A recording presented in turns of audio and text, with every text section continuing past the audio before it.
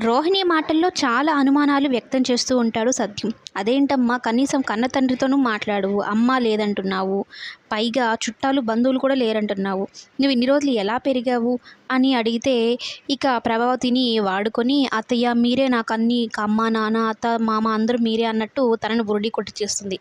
ప్రభావతి ఏం తక్కువది కాదు, తెలివి తక్కువది కాదు. రోహిణి దగ్గర కోట్ల కోట్ల ఆస్తులున్నాయి అన్నట్టు అనుకొని భ్రమపడి రోహిణిని కోడలు చేసుకోవడం పెద్ద అదృష్టంగా భావిస్తూ ఉంటుంది.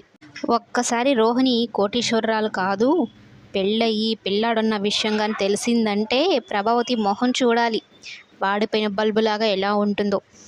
మీనానే తక్కువ స్థాయి అమ్మాయి, పేదరికం ఉన్న అమ్మాయి అని చెప్పి తను ఎంతో చులకనగా చూస్తూ ఉంటుంది. మరి ఇక రోహిణి పరిస్థితి ఎలా ఉంటుందో ప్రభావతి ముందు కమింగ్ ఎపిసోడ్స్లో చూడాల్సిందే. మరోవైపు బాలు మీనా మీద ఉన్న నిజమైన ప్రేమను మొత్తం బయట పెడుతూ ఉంటాడు.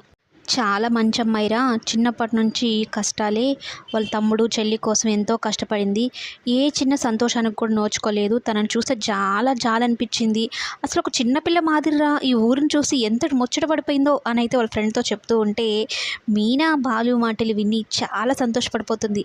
ఎప్పుడు నన్ను తిట్టుకుంటూ నిన్నెందుకు పెళ్లి చేసుకున్నానా ఒక కుదిబండ అనుకుంటూ ఉన్న బాలు మనసులోంచి వచ్చిన మాటలు విని ఏకంగా ఫిదా అయిపోతుంది బాలుకి.